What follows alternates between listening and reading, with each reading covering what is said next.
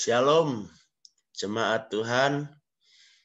Hari ini kita akan melanjutkan belajar firman Tuhan serial Perjanjian Lama, yaitu dari kitab Kejadian tentang kisah penciptaan yang bisa kita baca di dalam Kejadian 1 ayat 1 sampai 31, kemudian Kejadian 2 ayat 1 sampai 4a. Kiranya Roh Kudus yang membimbing kita, menuntun kita, menerangi hati dan pikiran kita sehingga kita mengerti dan kita menjadi pelaku firman.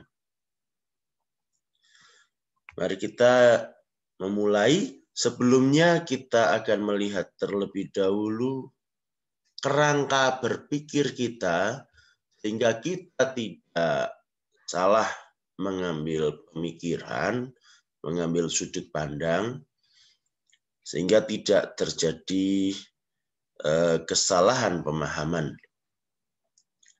Yang pertama, kita harus sepakat bahwa Alkitab memang bukan buku sains modern, bukan buku ilmiah. Alkitab adalah naskah liturgis yang fungsinya adalah mewariskan iman. Jadi ketika Musa menuliskan kitab Taurat, memang tidak untuk suatu karya ilmiah, bukan sesuatu yang saintifik, tetapi fungsinya adalah menyampaikan kebenaran iman, menyampaikan kebenaran tentang Allah kepada umat Israel. Yang masalah adalah ketika orang mencoba menjelaskan tentang bumi, misalnya tentang penciptaan secara ilmiah lewat Alkitab. Misalnya ada yang mengukur-ukur bumi lewat Alkitab. Nah, itu jelas salah kaprah. Wong memang Alkitab tidak ditulis untuk itu, ya. Jadi kita harus paham hal ini. Lalu yang kedua, kita harus sepakat bahwa Allah adalah pencipta segala yang ada. Lalu yang ketiga, seperti yang dikatakan di dalam Alkitab sendiri, bahwa ada hal yang dinyatakan oleh Allah dan ada juga hal yang tidak dinyatakan oleh Allah. Apa yang dinyatakan oleh Allah adalah bagian kita. Sedangkan apa yang tidak dinyatakan oleh Allah bukanlah bagian kita. Apa yang Allah nyatakan kepada kita, memang itu yang perlu kita ketahui untuk membangun iman kita. Apa yang tidak dinyatakan, ya kita boleh saja menduga-duga, berspekulasi. Tetapi jangan sampai dugaan kita justru menjauhkan kita dari iman. Ya, itu kerangka berpikirnya dalam kita nanti memahami kisah penciptaan ini. Mari kita mulai dengan melihat tahapan penciptaan. Pada sesi yang sebelumnya, saya sudah sempat menjelaskan tentang creatio ex nihilo. Nah, ini ada di dalam Kejadian 1 ayat 1. Jadi pada titik permulaan penciptaan, Allah menciptakan, atau dalam bahasa aslinya disebut bara. Allah menciptakan semesta, langit dan bumi dari tidak ada menjadi ada. Itulah creatio ex nihilo. Jadi ini adanya di Kejadian 1 ayat 1. Pada mulanya Allah menciptakan langit dan bumi. Ya, komplit. Tetapi bagaimana keadaannya? Keadaannya dikatakan di dalam Kejadian 1 ayat 2 belum berbentuk dan kosong. Nah, ini mungkin lebih tepatnya bisa kita sebut campur baur. Seluruh komponen bahan materi semesta ada di situ, tetapi belum dibentuk dan belum ditata. Makanya dikatakan belum berbentuk, kosong, gelap gulita menyelimuti samudra raya, gitu ya. Nah, setelah itu terjadi tahapan berikutnya. Nah, tahapan berikutnya bukan lagi menciptakan dari tidak ada menjadi ada. Tahapan berikutnya adalah pembentukan atau penataan ciptaan. Kita bisa baca di dalam Kejadian 1 ayat 2 dan seterusnya. Dikatakan Roh Allah melayang-layang di atas permukaan air. Kata melayang-layang adalah rakhaf. Rakhaf itu seperti induk burung atau ayam yang mengerami telurnya. Induk ayam itu akan menggetarkan tubuhnya, memberikan kehangatan, memberikan energi kehidupan kepada anak-anaknya.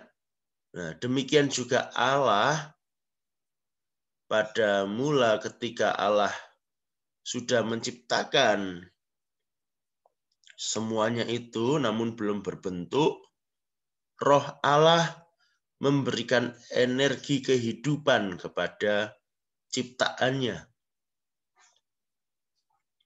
Setelah itu Allah mulai membentuk dan menata komponen-komponen ciptaannya itu.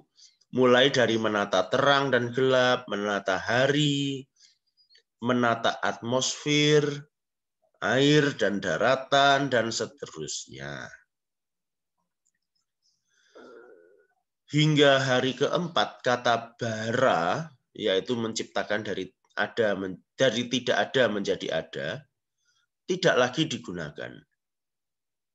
Ya, kata itu baru digunakan kembali ketika Allah menciptakan hewan-hewan. Jadi sampai hari keempat, kata yang digunakan adalah asah, membuat atau membentuk. Kita lihat skema dari hari-hari penciptaan.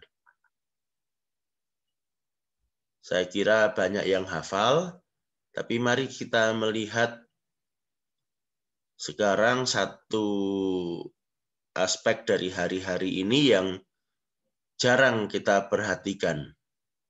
Saya bagi dua, jadi hari 1 sampai hari ketiga, itu Allah sedang menata tempatnya. Sedangkan hari keempat sampai keenam, Allah mengatur isinya. Kalau kita lihat hari pertama, Allah menjadikan terang. Pada hari yang keempat, Allah menempatkan benda-benda penerang. Jadi di hari pertama, Allah menjadikan terang, lalu memisahkan gelap dan terang itu. Kemudian pada hari keempat, Allah meletakkan matahari di siang hari dan bulan serta bintang-bintang di malam hari.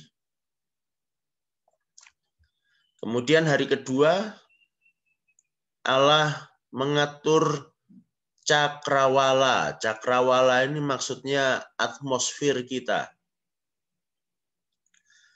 Disebutkan Allah memisahkan air di atas dan air di bawah. Kalau kita belajar ilmu pengetahuan sekarang, kita tahu udara di atmosfer ini penuh dengan uap air, ya, ada kandungan air di dalam udara. Makanya bisa terkumpul awan yang kemudian turun menjadi hujan ke bumi. Nah, jadi ada atmosfer udara dengan air di atas dan juga ada air di bawah. Kalau kita lihat hari kelima, Allah menciptakan ikan-ikan, hewan-hewan di laut, ya, di air, dan kemudian burung-burung yang berterbangan di udara. Jadi di hari kelima itu isinya. Hari ketiga, Allah memisahkan air dan darat. Ya. Air itu disebut lautan, tanah yang kering disebut darat. Lalu Allah menumbuhkan tumbuh-tumbuhan. Untuk apa? Untuk kemudian di hari ke-6, Allah menciptakan binatang-binatang darat, dan juga pada puncaknya Allah menciptakan manusia. Tumbuh-tumbuhan di darat itu untuk apa? Untuk makanan binatang-binatang dan juga makanan manusia. Nah, lalu pada hari ke-7, itulah hari perhentian. Hari di mana Allah sudah selesai melakukan penciptaannya. 7 dalam budaya Yahudi menunjukkan kesempurnaan. Jadi sudah paripurna. Ya. Dan hari ini adalah hari yang diberkati dan dikuduskan oleh Allah. Tentang hari ke-7 ini akan kita bahas lebih jauh secara khusus nanti pada sesi khusus tentang hari Sabat. Sekarang kita lanjut dulu ke hal yang seringkali menjadi kontroversi di dalam hari-hari penciptaan, yaitu tentang terang dan benda penerang, tentang hari pertama dan hari keempat. Kok bisa ada terang dulu sebelum matahari ada? Dari mana terangnya? Nah, dalam hal ini ada 2 pandangan. Yang pertama sudah saya sebutkan pada sesi yang lalu secara singkat,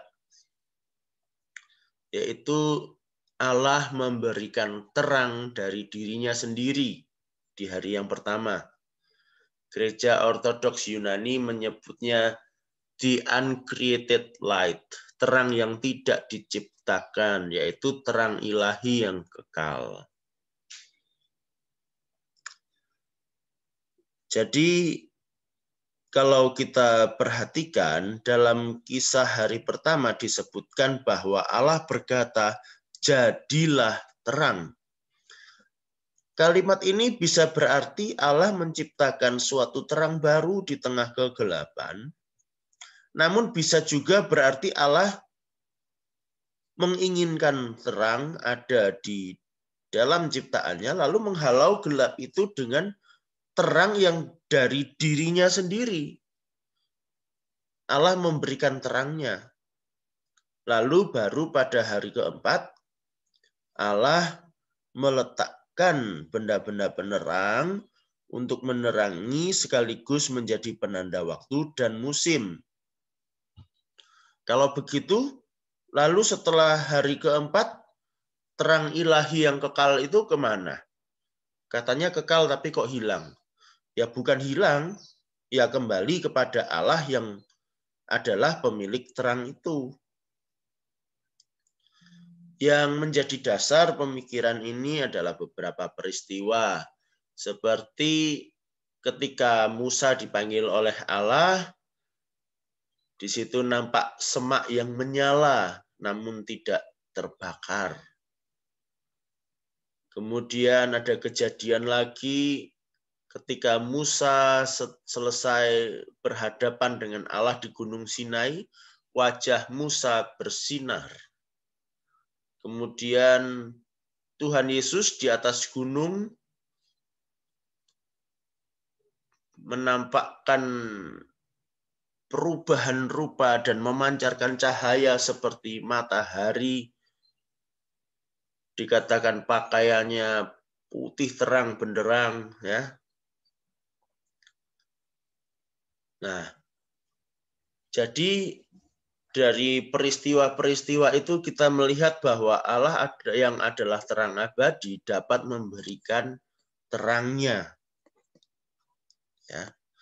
Lalu ada juga pandangan yang kedua, pemikiran yang kedua, yaitu komponen penyusun terang itu sesungguhnya sudah ada di dalam keadaan belum berbentuk dan kosong itu. Masih campur baur, semuanya ada di situ tapi belum ditata, belum dibentuk lebih lanjut. Jadi pada hari pertama Allah memisahkan komponen terang itu dari kegelapan. Sedangkan pada hari keempat Allah melanjutkan penataan dan pembentukan itu dengan mengatur letak matahari dan bulan serta bintang-bintang. Pemikiran ini bisa jadi benar karena dalam Kejadian 1 ayat 16 dikatakan, maka Allah menjadikan kedua benda penerang. Kata menjadikan di situ adalah asah, bukan bara. Ya, asah artinya Allah membentuk dari bahan yang ada. Kira-kira dari kedua pandangan ini mana yang benar? Alkitab tidak menjelaskan dengan tegas. Ya. Jadi mana yang benar? Dua-duanya punya kemungkinan untuk benar. Dan kalau kita perhatikan sesungguhnya pandangan manapun yang benar, pandangan manapun yang kita percaya, sesungguhnya tidak mempengaruhi iman kita dan kenyataan bahwa Allah kita dalam kemahakuasaannya mampu melakukan semua itu. Dia Allah yang tidak terbatas. Jangan kesempitan pemahaman kita jadi membatasi iman kita, menjadi membatasi kemahakuasaan Allah kita. Ya. Nah, kemudian kita melihat satu hal yang penting di dalam penciptaan, yaitu tentang puncak dari ciptaan. Apa itu? Manusia. Mari kita perhatikan Kejadian 1 ayat 26 sampai 30. Kalau kita baca di situ, kita melihat bahwa manusia diciptakan sesuai dengan gambar dan rupa Allah. Luar biasa. Kita diciptakan sesuai dengan gambar dan rupa Allah. Kita memiliki suatu kodrat ilahi. Ya, walaupun kita tetap berbeda dengan Allah. Kita bukan Allah dan kita tidak akan menjadi Allah. Namun kita diberikan keserupaan dengan Allah. Itu luar biasa. Mengapa demikian? Karena Allah ingin menjadikan manusia penguasa bumi dan isinya. Nah, menjadi penguasa bumi dan isinya apa maksudnya? Bukan seperti penguasa yang menjajah, namun penguasa yang mengelola. Menjadikan seperti apa? Mari kita lihat Kejadian 1 ayat 31. Di akhir hari ke-6 Allah melihat segala yang dijadikannya itu sungguh amat baik. Jadilah petang dan jadilah pagi, itulah hari ke-6. Perhatikan kata sungguh amat baik. Kalau kita perhatikan di tiap akhir dari hari-hari penciptaan, selalu dituliskan Allah melihat, semuanya itu baik. Ya. Jadi sebelum manusia diciptakan, Allah memandang semuanya baik. Tetapi setelah manusia diciptakan, setelah manusia hadir di bumi, Allah memandang semuanya itu sungguh amat baik. Artinya kehadiran manusia adalah untuk membuat apa yang sudah baik yang diciptakan oleh Allah itu menjadi lebih baik lagi. Karena itu kita diciptakan sesuai gambar dan rupa Allah tadi. Yaitu sehingga kita bisa mengelola bumi ini, menjadikannya makin baik lagi. Itu sesuatu yang luar biasa.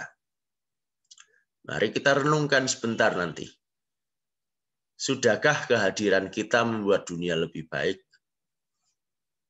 Tidak usah jauh-jauh, mulai dari lingkungan kita. Apakah kita sudah membuat lingkungan kita lebih baik? Renungkan itu nanti ya. Kemudian di dalam Kejadian 1 ayat 26 ayat sampai 27 juga ada hal yang sering menjadi pemikiran ya dan sering disalahpahami. Itu apa yang disebut dengan sidang ilahi. Mari kita baca Kejadian 1 ayat 26 sampai 27. Berfirmanlah Allah, baiklah kita menjadikan manusia menurut gambar dan rupa kita.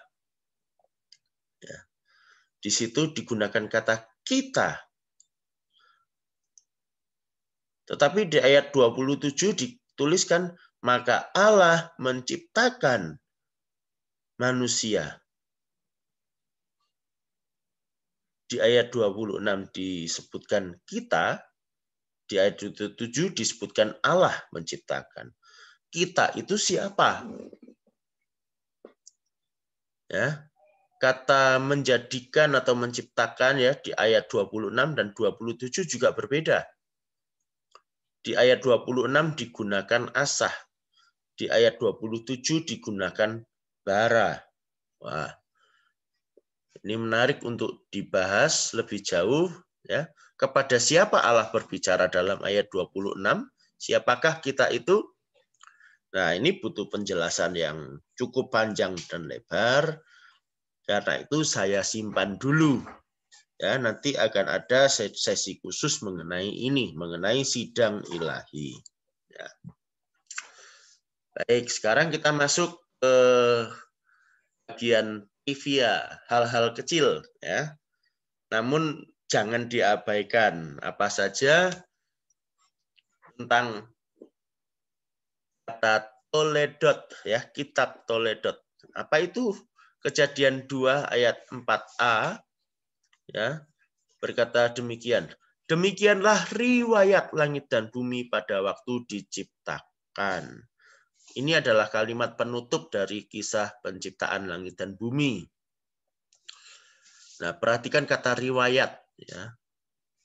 Dalam bahasa Ibraninya disebut toledot, yang bisa berarti silsilah, bisa berarti riwayat. Kitab Kejadian itu kitab riwayat atau kitab silsilah. Di dalam kitab Kejadian ada 11 riwayat yang dicatat. Ya. Tuh, jadi makanya di dalam Kejadian banyak muncul inilah riwayat apa, inilah keturunan atau silsilah dari Adam dan seterusnya, seperti itu di dalam kitab Kejadian. Kemudian ada lagi hal yang perlu kita lihat, itu petang dan pagi. Nah, di dalam Kejadian 1, di tiap akhir dari hari-hari penciptaan dituliskan jadilah petang dan jadilah pagi. Itulah hari ke-1, kedua, ketiga, dan seterusnya. Kok disebutkan petang dan pagi? Kok enggak disebutkan langsung jadilah hari ke-1, jadilah hari kedua? Lalu mengapa petang dulu baru pagi? Nah, sepertinya hal-hal ini sekilas tidak terlalu penting, tetapi nyatanya penting juga untuk memahami beberapa persoalan, terutama yang berkaitan dengan perhitungan jumlah hari yang dicatat dalam Alkitab. Contohnya, seperti Yunus di dalam perut ikan selama 3 hari 3 malam. Tuhan Yesus bangkit pada hari ketiga, dan lain-lain. Ya. Dalam budaya Israel, hari dimulai ketika matahari terbenam. Bukan ketika matahari terbit, juga bukan pada tengah malam seperti yang kita lakukan di zaman modern sekarang ini. Ya. Jadi harinya mereka itu mulai dari matahari terbenam. Lalu penyebutan petang dan pagi sebagai satu kesatuan menunjukkan keseluruhan hari. Ungkapan seperti ini hampir selalu menunjukkan hari dalam arti harafiah 24 jam menurut ukuran kita sekarang ya. Karena itu saya cenderung percaya kisah penciptaan 6 hari berturut-turut itu ya 6 hari betulan, 6 kali 24 jam. Tetapi memang tidak tertutup kemungkinan bahwa satu hari di situ juga melambangkan satu periode tertentu yang lebih panjang dalam proses penciptaan. Karena dalam kasus tertentu, satu hari itu memang bisa digunakan sebagai lambang satu periode waktu tertentu. Mana yang benar? Sekali lagi, Alkitab tidak terlalu tegas menjelaskan hal ini. Dua-duanya bisa jadi benar, tetapi tidak ada masalah dengan itu, tidak mengganggu iman kita. Mengapa petang terlebih dulu? Ada pendapat sebagian orang yang berkata bahwa Allah merancang supaya manusia mengawali hari dengan istirahat. Nah, manusia perlu istirahat cukup untuk bisa produktif bekerja. Dalam hal istirahat, ada kaitannya dengan persekutuan manusia dengan Allah. Waktu istirahat atau malam hari sering dikaitkan dengan waktu berdoa, waktu merenungkan firman, dan waktu Allah memberikan berkat-Nya. Jadi rupanya Allah ingin kita mengawali hari itu dengan bersekutu bersama Dia.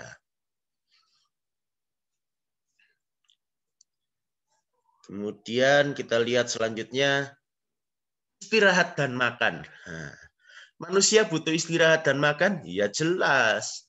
Wong Allah menyediakan malam untuk istirahat dan menyediakan tumbuh-tumbuhan untuk kita makan. Manusia bukan makhluk yang tidak kenal lelah dan lapar.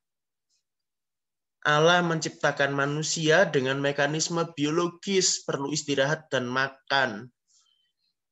Jadi tentunya juga dilengkapi dengan pola rasa, yaitu lelah, kantuk, dan lapar.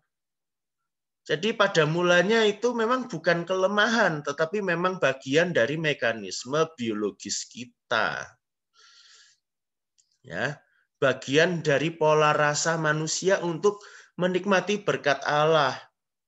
Maksudnya gimana? Bayangkan kalau kita disuruh tidur tanpa rasa ngantuk, bagaimana rasanya? Apa bisa tidur nyenyak? Tentu tidak bisa. Tentu tidak enak tidur kita. Bagaimana ketika kita merasa kenyang, tidak lapar, tetapi kita disuruh makan berbagai macam hidangan yang enak? tidak senikmat ketika kita sedang lapar, kan? Nah, jadi memang kita perlu rasa lelah, ngantuk, lapar, ya, karena kita memang perlu istirahat, perlu makan.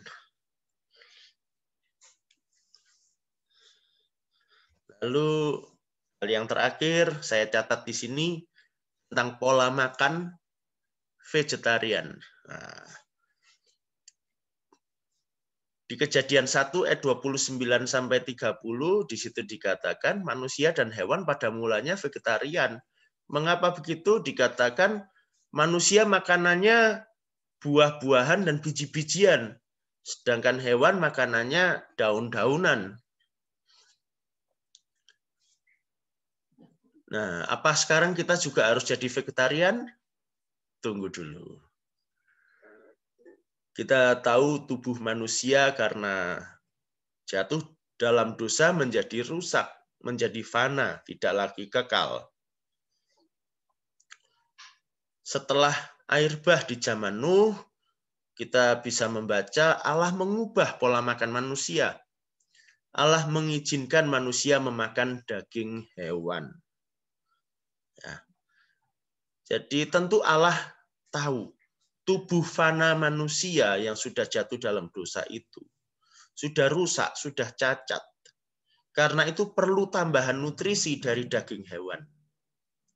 Ilmu gizi modern mengatakan ada nutrisi-nutrisi penting yang hanya bisa diperoleh dari sumber makanan hewani. Mungkin pada mulanya sebelum manusia jatuh dalam dosa tidak begitu keadaannya. Tapi sekarang berubah. Dan Allah mengerti itu, karena itu Allah mengizinkan manusia memakan daging hewan. Mungkin di saat itu jugalah sebagian hewan pun menjadi karnivora atau pemakan daging. Ya, sekarang kita masuk pada kesimpulan kita. Yang pertama, Allah kita Maha Kuasa dan Maha Pencipta. Allah kita mampu melakukan semuanya itu. Tidak perlu diragukan. Dan hanya ada satu Allah, satu pencipta. Kitab Taurat, kitab Kejadian adalah kitab yang sangat kuno, yang ketika itu benar-benar anti-mainstream, berbeda dengan kitab-kitab kepercayaan yang lain di zamannya. Karena yang lainnya memandang Allah itu banyak, ya, atau panteisme seperti saya sebutkan sebelumnya, yang percaya wah matahari itu juga adalah suatu ilah, suatu dewa, bulan juga dewa yang lain lagi. Tetapi kitab Kejadian tidak begitu. Hanya ada satu Allah, satu pencipta. Dan yang lainnya itu adalah semata-mata karya ciptaan Allah. Jadi kitab Kejadian ini luar biasa. Mendobrak budaya saat itu. Kemudian kita melihat bahwa rancangan Allah itu sempurna. Ya, Allah merancang begitu detail. Dan kita harus bersyukur karena kita adalah puncak ciptaan yang ditetapkan Allah untuk menjadikan dunia lebih baik. Mulai sekarang miliki pola pikir, aku harus menjadikan lingkunganku lebih baik. Lalu yang terakhir, perhatikan. Semuanya itu rusak karena dosa. Maka itu jangan mau lagi kita hidup di dalam dosa. Kita sudah dibebaskan dari dosa. Mari sungguh-sungguh kita hidup di luar dosa. Bahkan kita menentang dosa. Karena kita adalah anak-anak terang. Itulah yang kita pelajari hari ini. Sampai jumpa dalam sesi diskusi. Tuhan Yesus memberkati.